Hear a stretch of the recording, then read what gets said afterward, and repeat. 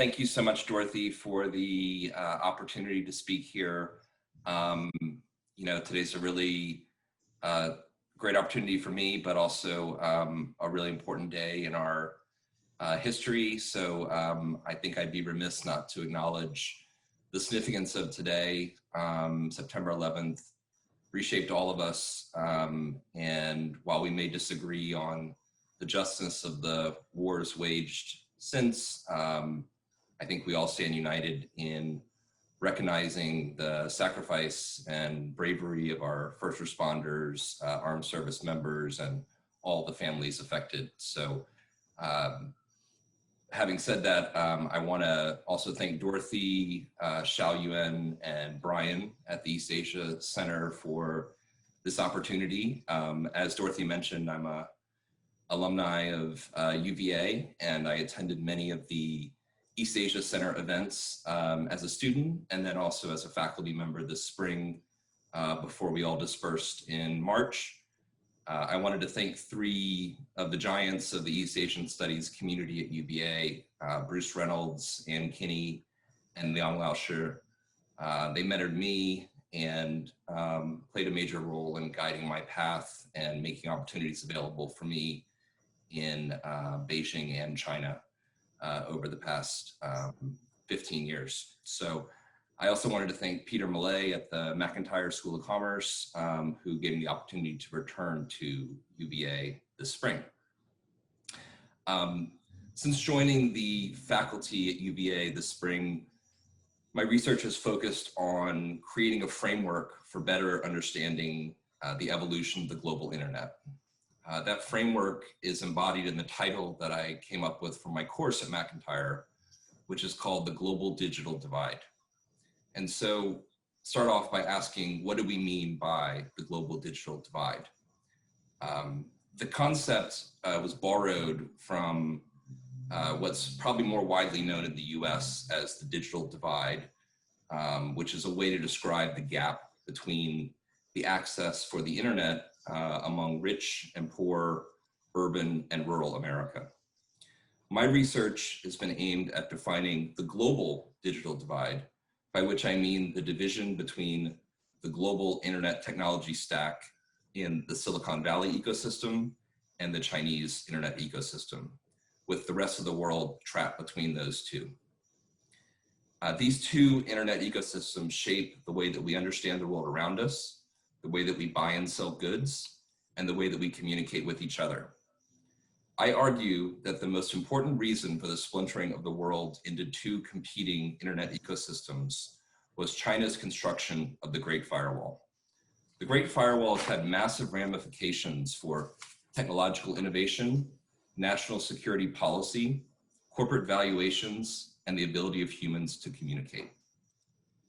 We can think of the Great Firewall as creating an intranet for Chinese users starting in the early 2000s.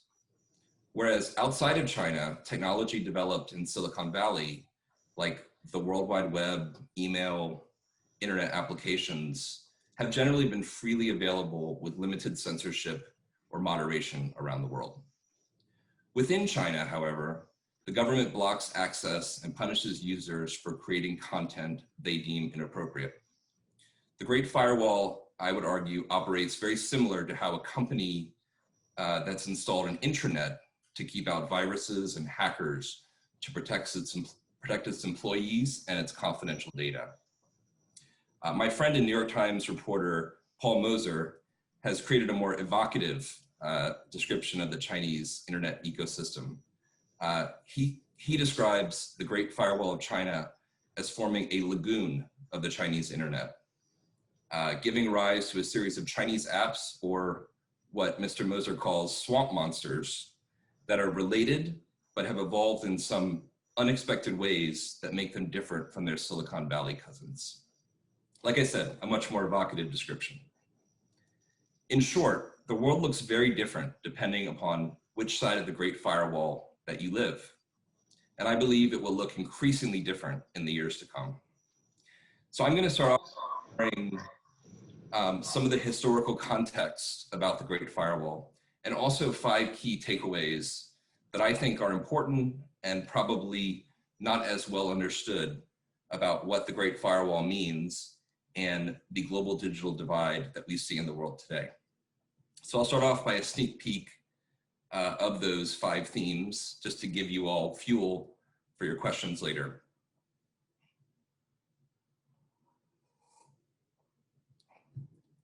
First one, Fang Bingxing, the father of the Great Firewall of China, himself has on many occasions used in public virtual private networks to get outside of the Great Firewall of China. 2, the internet is becoming easier to censor. The shift from the World Wide Web focused internet to an app focused internet has made the Great Firewall somewhat less relevant. 3, the Great Firewall has created enormous wealth both within China and outside of China. Number 4, TikTok, a very well-known Chinese app that's been in the news lately, is not just being threatened with being blocked in China, or sorry, with being blocked in the US, but also is currently blocked in China. Number 5, China's internet today may be our future tomorrow. From e-commerce to messaging, China is now innovating and developing new apps in ways that may serve us for better or for worse in the future.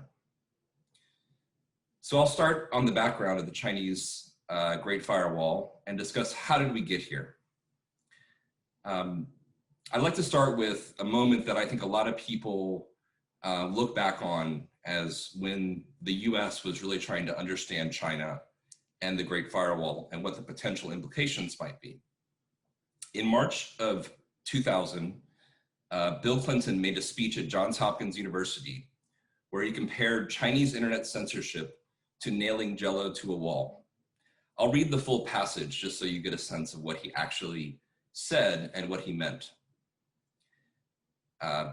When China joins the WTO by 2005, it will eliminate tariffs on information technology products, making the tools of communication even cheaper, better, and more widely available. We know how much the internet has changed America, and we are already an open society. Imagine how much it could change China. Now, there's no question China's been trying to crack down on the internet. Good luck. That's sort of like trying to nail Jell-O to the wall. But I would argue to you that their efforts to do that just proves how real these changes are and how much they threaten the status quo. It's not an argument for slowing down the efforts to bring China into the world. It's an argument for accelerating that effort. In the knowledge economy, economic innovation, political empowerment, whether anyone likes it or not, will inevitably go hand in hand. So we can look back on that statement by President Clinton at the time and say he was a bit naive. While he didn't guarantee the result that access to the internet being spread in China would deliver a more liberal China, he certainly made that argument. Now, I would say that really what he's trying to tell us is that at the time he's seeking the passage of normalized trading relations between the US and China and facilitating China's entrance into the WTO, was that on balance, it was worth it to pursue those measures. And in hindsight, I would probably agree it was worth a shot. But we should also note that he may have had a much more nuanced argument being hashed out behind closed doors. So let's go through a little bit of the history that we probably need to know before we go into the different aspects that we can debate about the Great Firewall of China.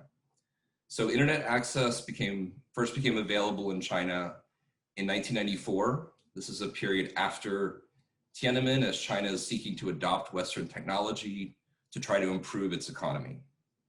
At the same time, of course, China had a policy of preventing Western influences from having an outsized effect on the domestic population. So China's solution was to come up with a project called Golden Shield. And the Golden Shield project was launched in the late 1990s. And initially, the effort was focused on connecting police databases and making sure that different parts of the national intelligence and criminal monitoring systems were able to connect to each other. And as they realized that maybe that wasn't the first priority for them, they shifted their policy. And so in the early 2000s, the government began to realize that controlling domestic communications and outside communications into China was much more important. And that really began what we would describe as the Great Firewall of China today.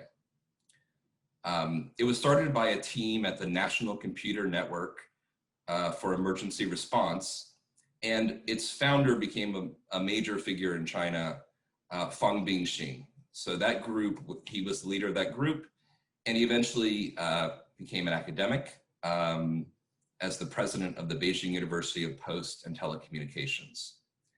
A lot of what shifted the way that China thought about managing the internet was the emergence of CNET.com and Sohu as two early internet portals in the early 2000s that functioned in a lot of ways similar to Yahoo. The three key aspects that Project Golden Shield focused on in this second iteration were: one, limiting the negative foreign influences that were able to enter into China; two, controlling domestic information flow, as well as preventing domestic organization, so mass gatherings or the use of communication tools to organize people within China; and then three, an effort to promote Communist Party sponsored or Communist Party supported content. So to give positive images or positive messages about the Communist Party of China. And I would say it's important to note at this point that this affected both Western and Chinese companies. So obviously for most Western internet companies, it was really about access to the Chinese market. They were denied. But as you can imagine, for Chinese internet companies, they were always living in sort of a gray zone. So everybody from Tencent to Alibaba to Sohu to CNET.com always were operating in a area filled with landmines. So areas that made it very difficult for them to figure out whether they were doing the right thing, and censorship affected them greatly. So I'll move on now to the 5 key takeaways. If you have any questions about the early development, I'm happy to go into those different areas. But I'll go through 5 kind of surprising observations, and hopefully that'll stir some questions for our discussion later. So first off, Fang Bingxing, the father of the Great Firewall of China, uses virtual private networks to get outside of the Great Firewall of China. I'll also note for those who follow Chinese elite politics that he was also very interestingly a key figure in the downfall of Bo Xilai, which was the charismatic challenger to Xi Jinping in his early days.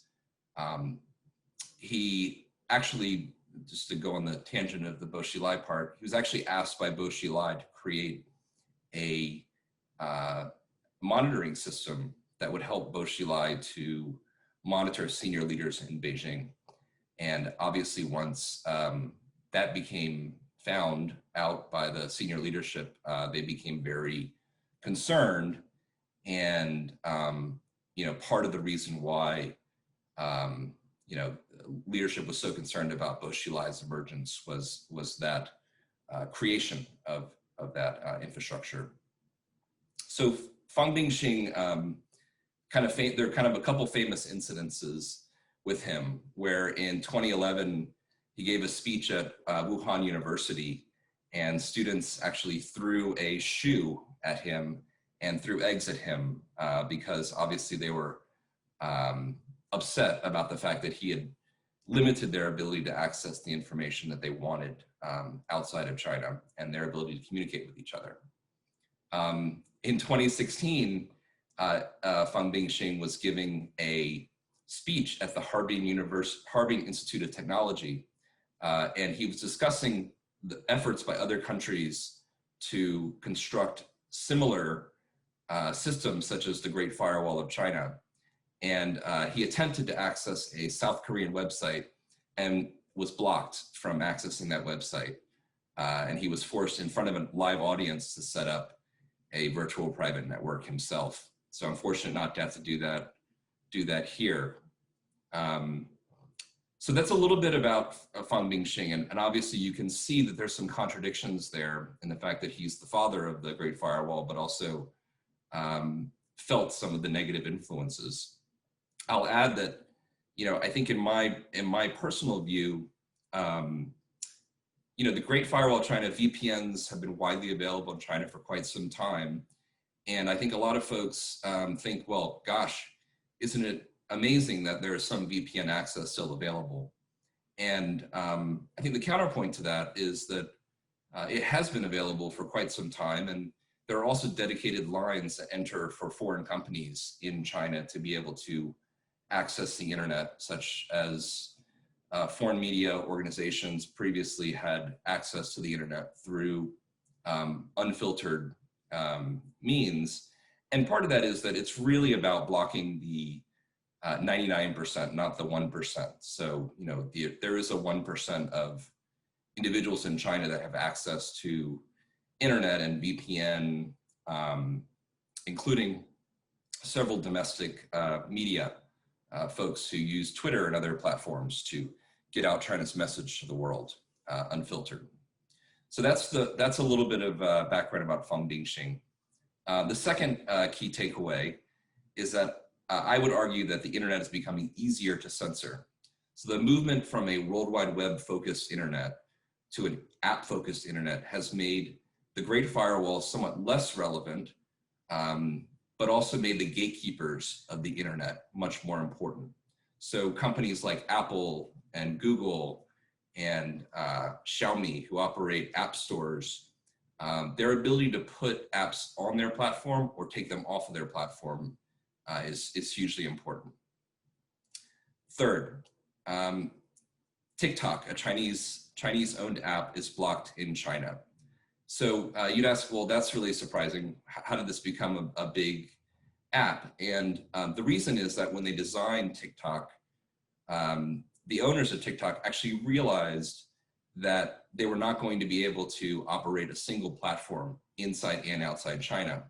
So one of the things they did was they created TikTok, which is for outside of the Great Firewall of China, but they also created a domestic version, which is called Douyin.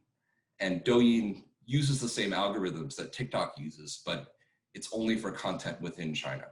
So just an example of how companies are creative and how they think about the Great Firewall.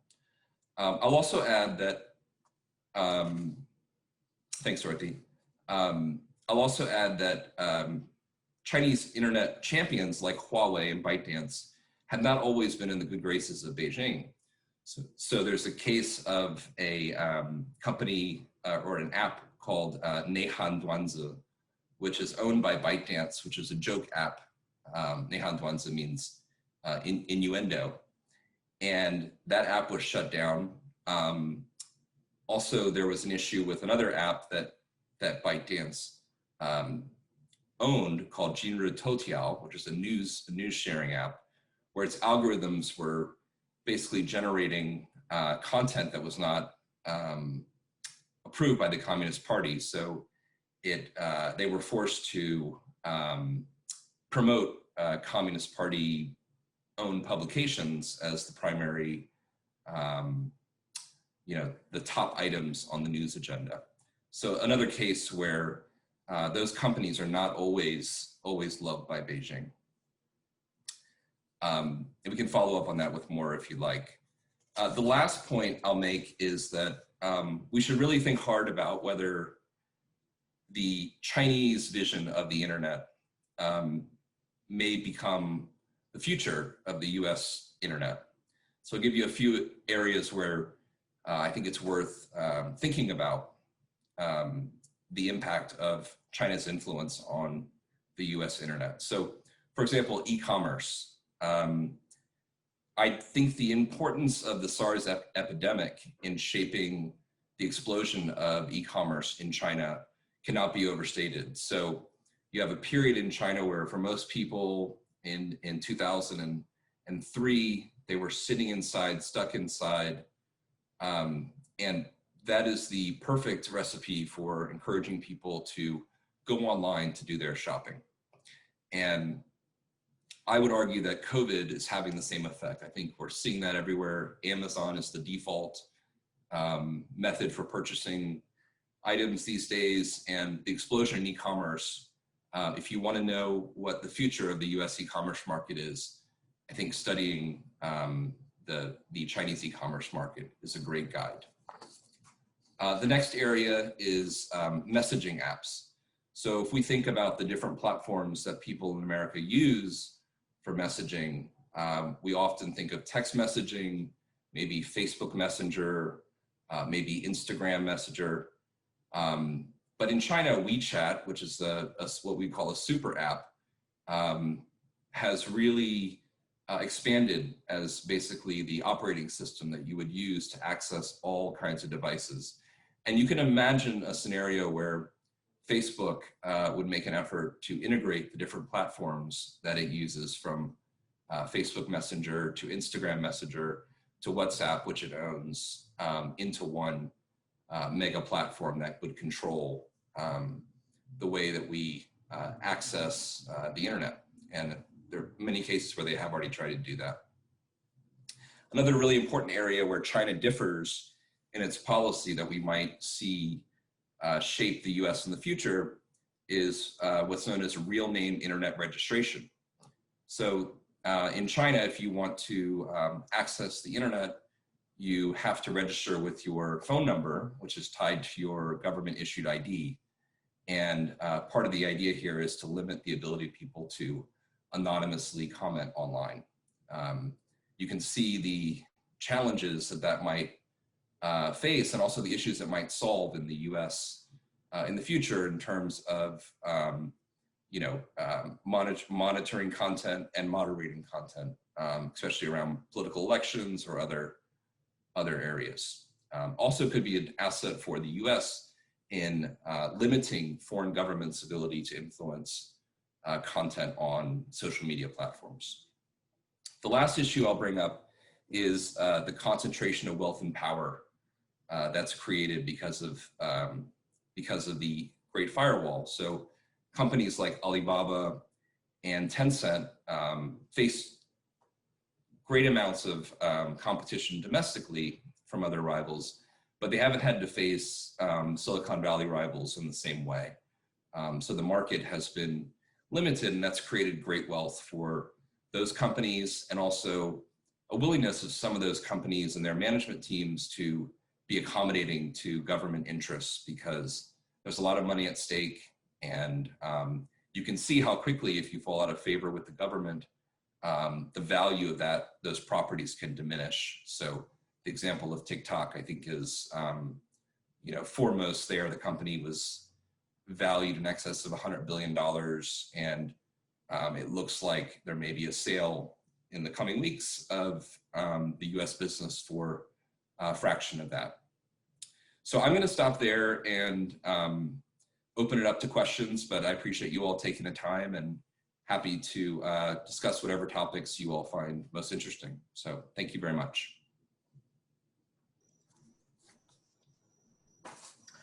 Thank you, Rick, for the presentation.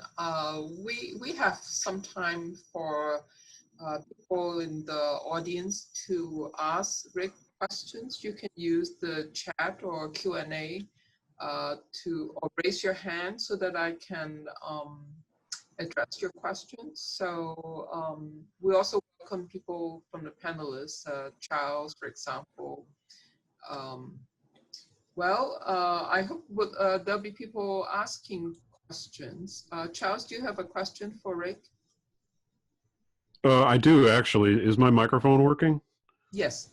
I switched it out. So my question, it was about the idea of a lot of, like before the Great Firewall and during the Great Firewall, of there being these throngs of people in China who are yearning for information about the outside world that is being suppressed. I asked this because there's this guy I know named Kaiser Guo, who was he worked for Yoku for a while, and then he was the what do you call it, the person who dealt with relations with the outside foreign communities and so forth for Baidu, which is sort of the Chinese equivalent of Google. He did that for many years and then relocated to the United States, where he's running a media platform where he's doing podcasts with another journalist named Jeremy Goldkorn called Sup China, where they have a weekly newsletter and so forth. And one of the things that struck me about him the first time I met him, actually, I was working in Beijing for several years before I came to UVA as well, is that he said, actually people in China on the internet, they're not all that interested in what's going on in the United States, except for basketball scores and video game related content and so forth. And he asserted a little bit provocatively that the Western media tends to exaggerate the degree, the sense that there are these people who feel oppressed within China by the Great Firewall. And I wondered how you respond to that. Yeah, well, Kaiser is definitely a very smart person on China, and always worth listening to his views. I would say that I think he's right to a large degree. I would say probably in the very early days of the internet coming into China, there was a lot less content being generated within China. So many of the users were looking out online for content elsewhere. And obviously language is always an issue, right? So most of the content created on the internet outside of China is in English, not in Chinese. But there will always be an elite group, probably the people that most journalists talk to who are very interested in elite politics, and a number of Chinese language websites hosted outside of China are, provide some of that elite politics gossip or information. So, you have to also judge who journalists talk to, shapes how their perspective of access to information is. I'll also make the argument that, one of the things that I think Kaiser might be alluding to is that the Chinese internet has become much richer over the past 10 years. So, the ability to get information on what's happening within China, what's happening within your community, the information shared on WeChat has just, become huge as the number of users has grown dramatically. And also as the different things you can use the internet for has become more important. So in the early days, you have Sina, and you have, some of the email and communication tools that people use. Yahoo Mail was another one that was, obviously became very controversial, the use of Yahoo Mail in China. But later on, you have things like the emergence of Taobao and Tmall, which is very non-political, but it's very important to people's lives and the ability to buy and sell things online. So all of those different services that you can get, the ability for WeChat to facilitate, having someone come and clean your dog or order food online. The internet's become so much richer for Chinese user base that has very little to do with political content. So I think that's, part of the reason why you can make the argument that the access to outside information has become much less important for Chinese users. Rick, there are two questions for you. Mark Metcalf and then Daniel Singer. Marcus, please go ahead. Okay. Rick, great talk, as always. Thanks. Thank you, Mark. Quick question, and that is, you talked about people who own the apps and people who are providing internet services being held accountable for the content on their apps. Could you talk a bit more about how that has affected the use of the internet in China? Yeah, that's a great question. there's a huge, when you have your, assume that your communications are monitored at all times by the government, it has a chilling effect on the way people communicate with each other.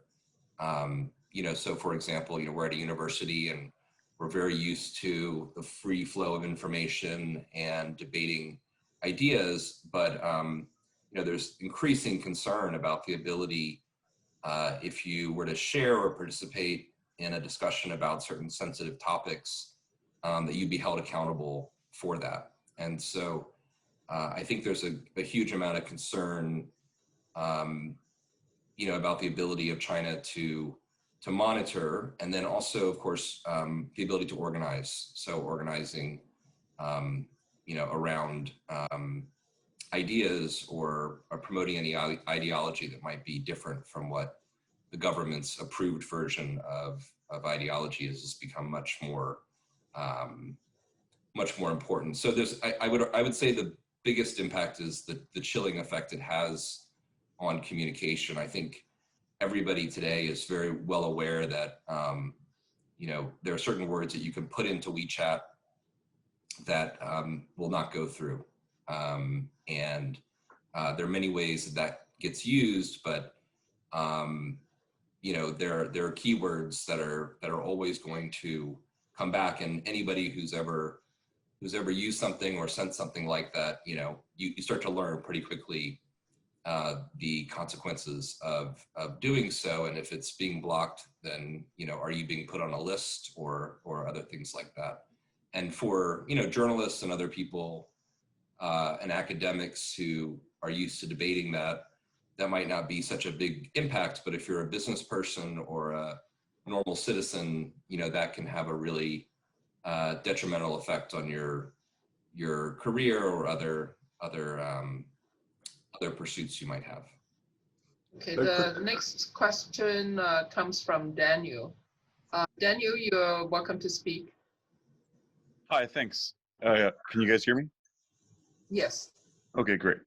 Yeah, so just given that China has responded to the White House's attempted ban of TikTok and forced sale by restricting the two key technologies of TikTok on national security grounds. On the China side, people maybe think that this sale won't go through. So given that there's probably going to be some back and forth on this, what are the range of outcomes that could foreseeably materialize? Great question. That's certainly a very challenging one to answer. A lot of moving pieces right now. And I've seen a few different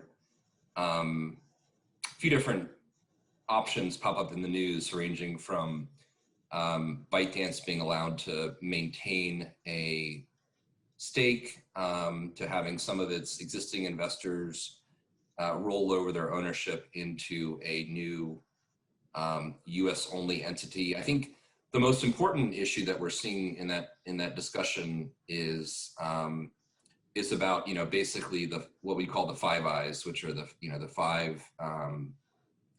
five countries that share intelligence with the US included. Whether that will be carved out separately, the question becomes what happens to TikTok and its business outside of the US, whether that gets folded in.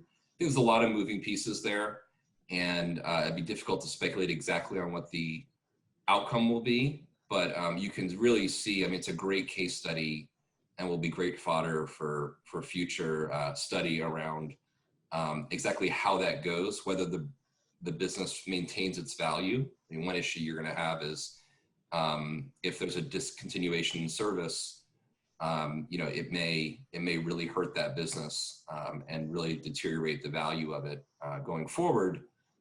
You might also notice that Instagram has created a competitor called Reels, which is attempting to provide a similar experience. And the question is whether the algorithm really is a secret sauce or not in making TikTok a special app. So I wish I could give you a more definitive answer, but that's kind of where we stand right now in a very rapidly shifting discussion. Thanks. If I could ask a follow-up question if it's allowed, but it's also not critical. Yes, yes, briefly, yes. So that's kind of the U.S. side of it, but you know, if some form of sale, even if it's part of it, goes through, you know, this is a big hit to China, both in terms of face, you know, and financially. But what are the potential policy options China might have in a, you know, in retaliation?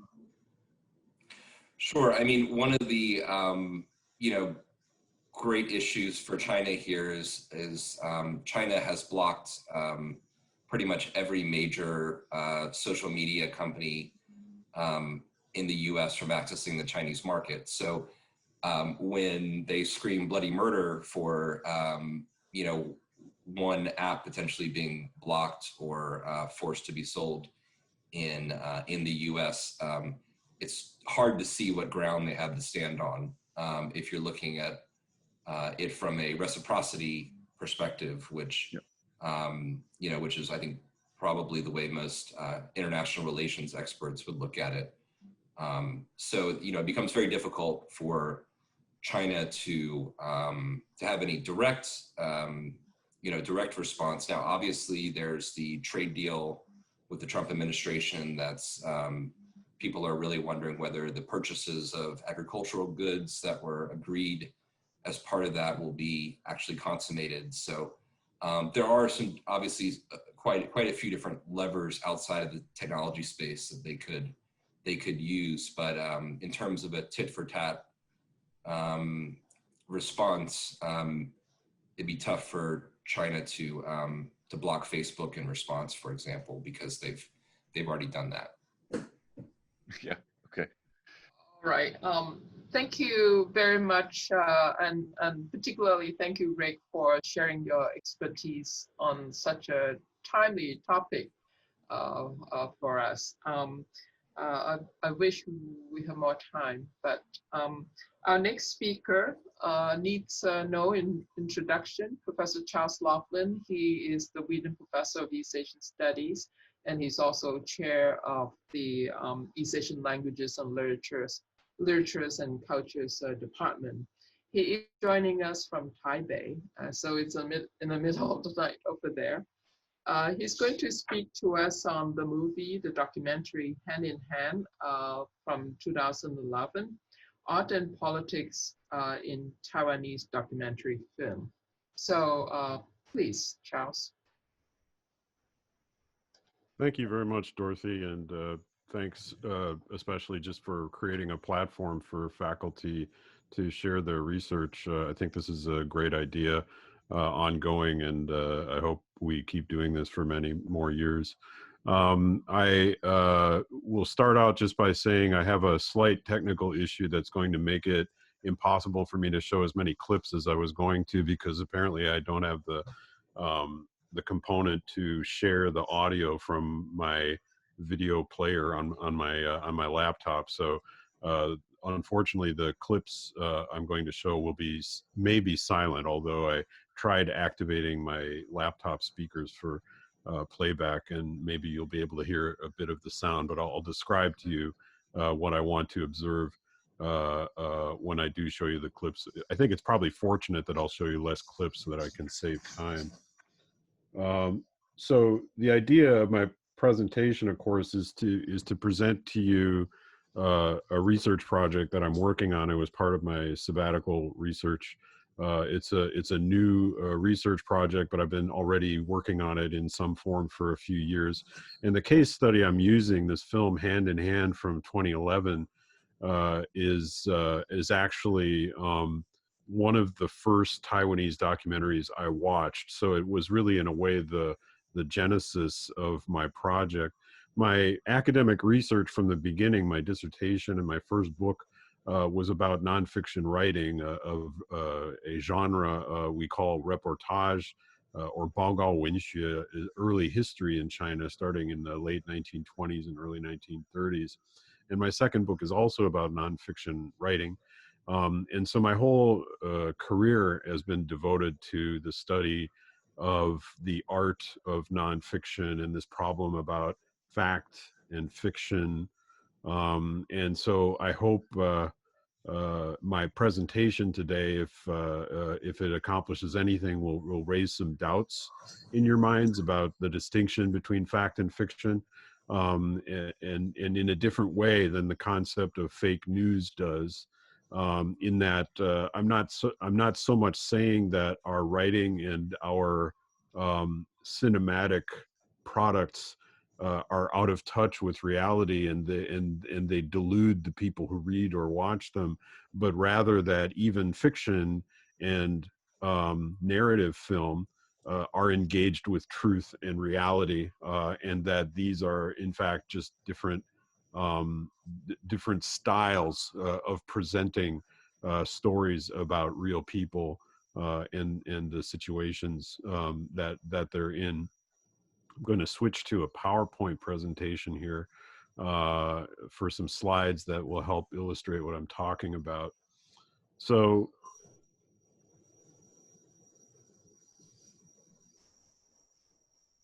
Hand in Hand is a movie about a couple. It's a love story in a way about this married couple. Tian Daoming is the husband. He was a physician originally, and his wife Tian Mengshu, who were married before the retrocession of Taiwan to the Republic of China, to the rule by the Republic of China. That is during the period when Taiwan was under Japanese colonial occupation. And so this couple, the film intertwines the love and romance of these two with their political lives and their career as fairly extreme activists in favor of Taiwanese independence. And so this is, I think, indicative of recent documentary film that we see not only from Taiwan, but also mainland China in the 21st century. And I can talk later about whether there's a relationship between these two traditions of contemporary documentary. But the Taiwan case is fairly independent from that of mainland China. I'll discuss this very briefly in a moment. I've given versions of this talk on a couple of occasions already, and I'm always tempted to start with this old story about the early life of the Buddha, of Shakyamuni, before he began to have doubts that led him onto a spiritual journey. And Dorothy and other Buddhologists in the audience, I'm sure, will want to correct me on details. But the sort of foggy notion that I go with is like this. When still a child and a prince in the Shakya kingdom, the king, his father, wanted to prevent the young boy from seeing certain things, and gave him a sheltered life within the palace in which he was not allowed to witness birth, death, illness, or old age. And it was because he was able, by accident, to peer through the gates of the palace and see examples of this, that he was compelled, or impelled, I should say, to journey out and see what the real world outside the sort of fantasy land of the palace was really like. I think this is an interesting way to look at cinema, because in a way, if we look at a lot of Hollywood cinema, mainstream commercial cinema, and for that matter, in the area of literature, fiction, the novel, as opposed to documentary narrative, the distinction between them can also be described in this way, because what we know about how the aesthetics of mainstream commercial Hollywood film works, and we could say Disneyland is like, in a way, an alternative version of the Shakya Palace. It's a fantasy world that has it's built on wish fulfillment, right? It's built on the the inspiration of desires and their partial fulfillment, and tries not to turn itself toward the bleaker and more solemn realities of everyday life. And so what I've been studying all throughout my career are these ways we use of constructing stories and images that go around the boundaries or look through the cracks in the fantasy that is created in the fictional or commercial world. Well, that seems to be based right on a fairly clear distinction between fiction and reality. But are they really all that different? It's been noted, for example, in the study of historiography, that historians are also artistically crafting stories about the historical phenomena that they're describing. Hayden White is well known for his scholarship in this respect. And there is a sense of making sense out of things, even if they are facts and documents and materials that are verifiably true. The effort to make sense out of them and make a coherent story of them is ultimately an artistic or aesthetic endeavor. And this could also be said about the making of documentary films. The history, of course, of documentary film as a kind of a serious narrative art form is relatively short. We are often more exposed to documentaries like we see on the Discovery Channel or on National Geographic, which are mainly educational or informational and sometimes entertaining in nature. But they don't go beyond certain norms that cause people to question one's politics or their understanding of reality, etc. So these newer traditions that are coming up at the turn of the 21st century, I think are much more serious in nature. They circulate on public television to some extent, also in film festivals, some of which are devoted to documentary, but some which are sort of independent film festivals or other kinds of cutting edge film festivals.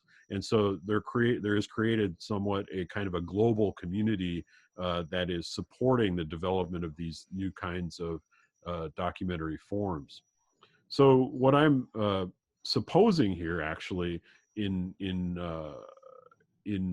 reflection on works I've been looking at, is that rather than saying that film, narrative film and documentary, or nonfiction writing and fiction are different in kind, it makes more sense to me to think of them as different styles of talking about truth and reality. And so this is all leading into the question of, so then what is the style of documentary? So I was drawn into documentaries from Taiwan. I have something there. This is a preview of my conclusion, more or less. So you can have a look at this. It has to do with images of aging. In fact, my project title is Images of Aging in Chinese Film. And so my thesis is sort of that it's the aging and dying body that sort of is emblematic of documentary art, regardless of the subject matter of the film. So this film, Hand in Hand, like many of the other films I've been studying, I'm going to skip down here a little bit to the Taiwanese examples, is a film that, in this case, as I spoke of, it's a film about the struggle for Taiwanese independence, political activism, and resistance against the White Terror of the Nationalist Party over the history of Taiwan over the last half of the 20th century and up to the present. There are some other film covers that you can see here by other directors. Actually, the one over on the right-hand side, Let It Be, or Wu Mi Le, is an earlier film by the same husband and wife team that made Hand in Hand, which is about aging farmers. And well, it's not even explicitly about aging farmers. It's just about the sort of challenges of agriculture in Taiwan in the early 21st century. But it just so happens that almost all of the people they interview are in their late 60s or over 70 years old working in the fields. And they even explicitly comment on the fact that the average age of the farmers who are still active is over 70. But we also have a film here, Viva Tonal, which is about life of the popular culture during the period of Japanese colonial occupation. But interestingly, they get at this sort of revivification of the fun of living in the, let's say, late 1930s and early 1940s by interviewing people who are still living, who were popular singers, or were their fans, or employees of the record company where they worked, who are, of course, people of very advanced age.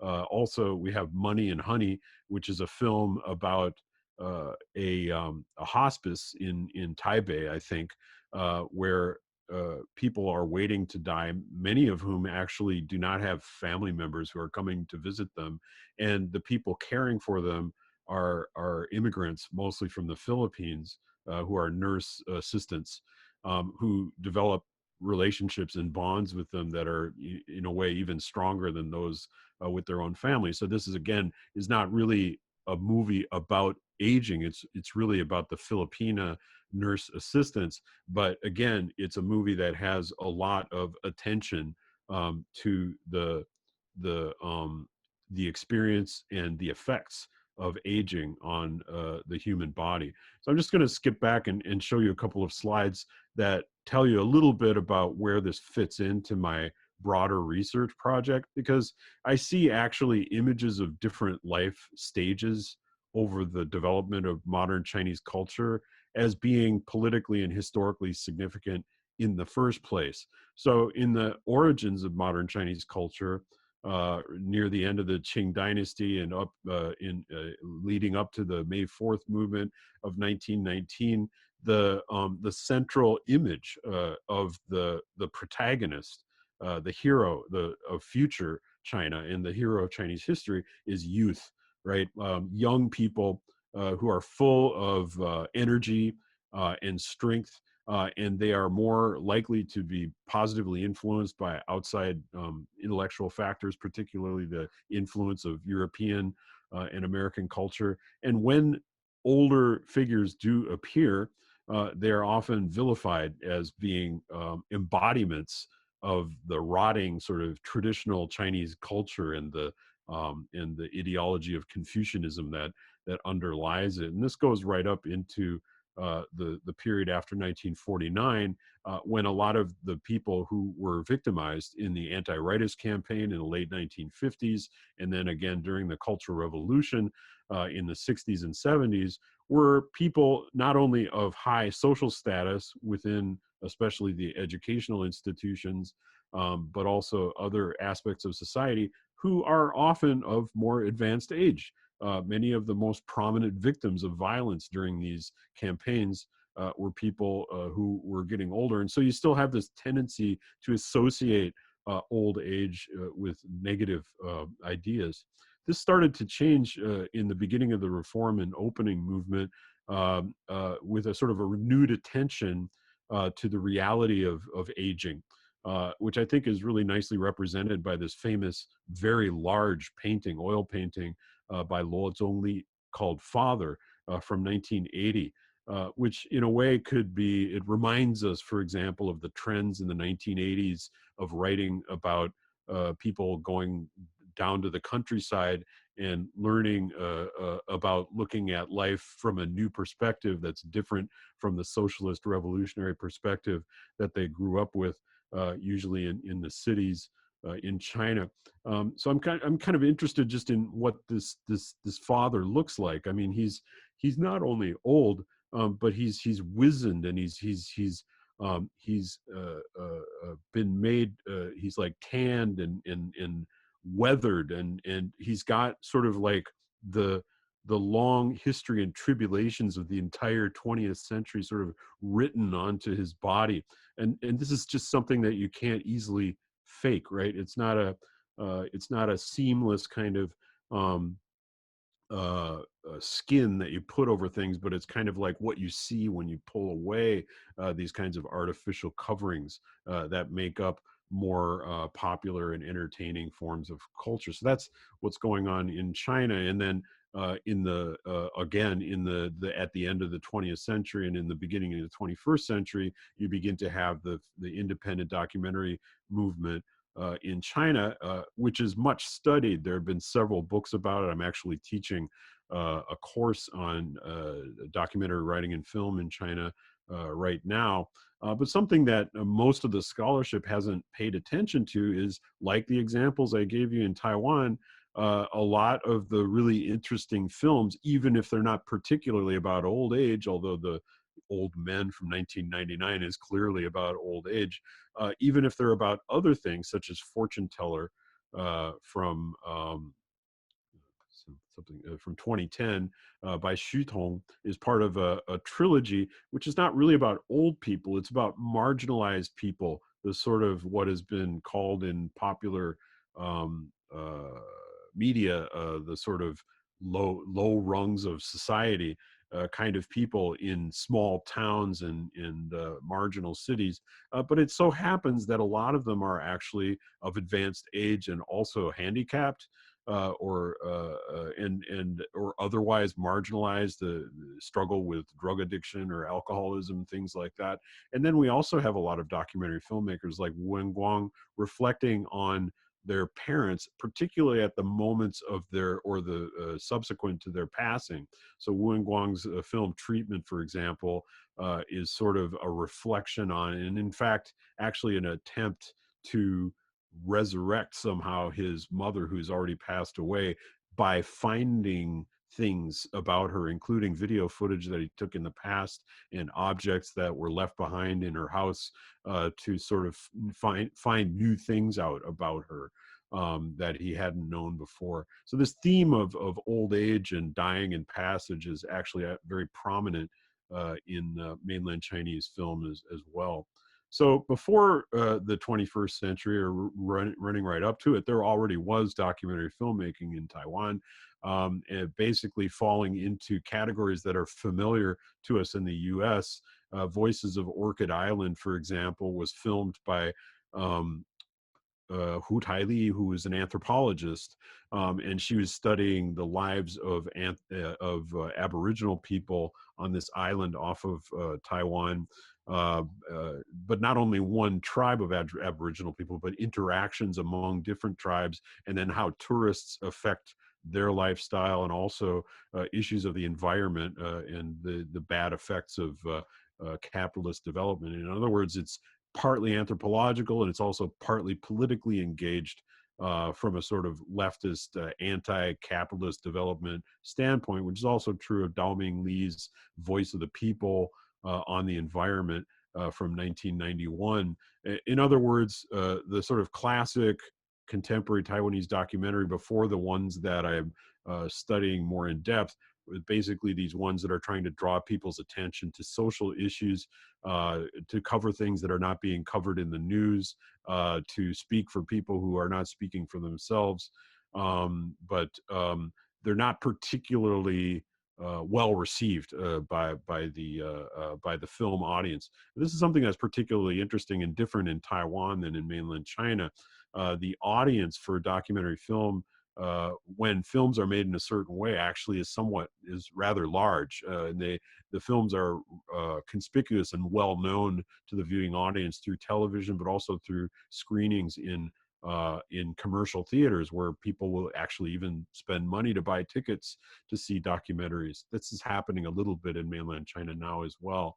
But I think it's particularly true of these documentaries. One of the earlier ones that I do look at in my research is this, so I didn't translate this, sorry, is The Spring, the story of Xu Jinyu from 2002 by Zheng Wenshen, which, as you can see from the two stills I took from it, involves scenes of old age and dying in the hospital. This is Xu Jinyu, the woman standing next to her husband, who is going through his last days in the hospital, and she's caring for him herself in her 80s. But also on the right-hand side, we have a lot of, it's like I'm out of time already, sorry. We have a lot of mourners commemorating the massacre following the February 28th incident starting in 1947, where a lot of political activists who were resisting against or supporting the resistance against some of the more the suppression, their suppression by the Nationalist Party, and this white terror continued to go on for a long time. I'm going to skip through the slides that are on the other films, and I just want to show you this one in case I don't have time to show any clips. I want to show you this one from Hand in Hand, because it shows you that the elements that are put together to create this film are actually very sometimes surprising and very various. So on the lower right hand side, you see a photograph, in effect a wedding photograph of the couple who are the subject of the movie. And of course on the cover on the upper left hand side, we see them in their older age acting as political activists. But in the center, I think something that's really interesting is probably one of the most striking aspects of this movie is that the courtship, the development of the love relationship between these two is depicted at length in this film in the form of computer animation.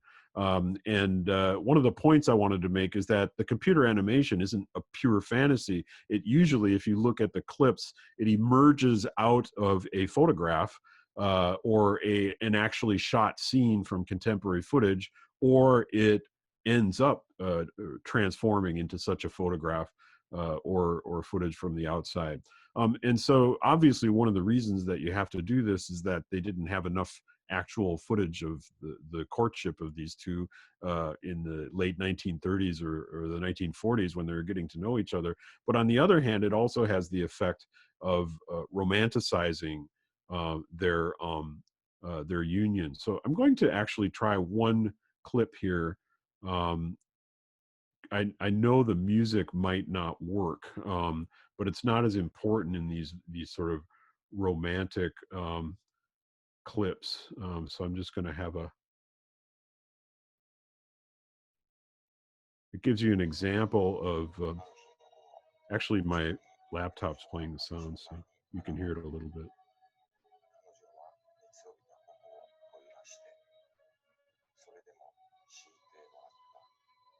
This is the moment where they declare their love to each other.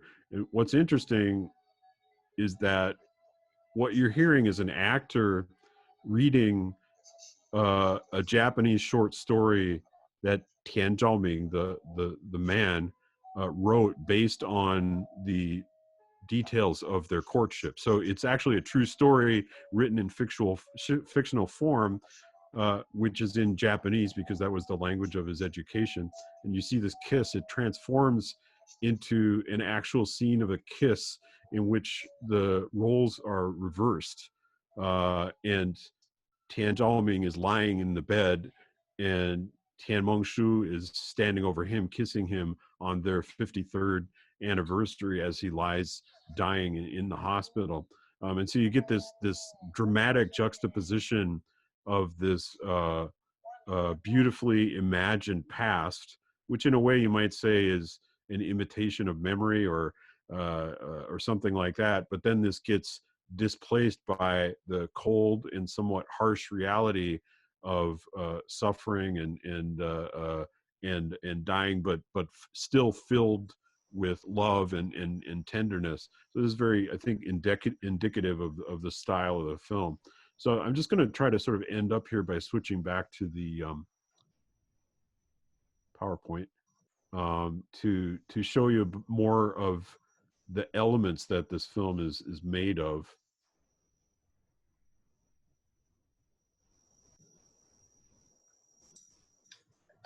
That if I gave a longer version of this talk, we'd be looking at. Now, I made this into a table, not because I was going to fill in the blank cells, but I wanted to depict these aesthetic dimensions along the lower, along the left-hand side of this table. Sorry.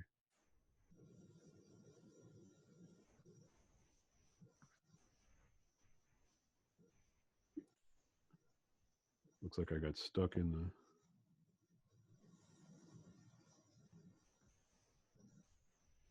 Oh, I see. Try that one more time. Okay. On the left side of the table, with the things across the top, which are sort of the non-aesthetic dimensions of the film. So we have the aspect of music, which I could talk about more in questions if people are curious about this. We also have the use of actual historical documents.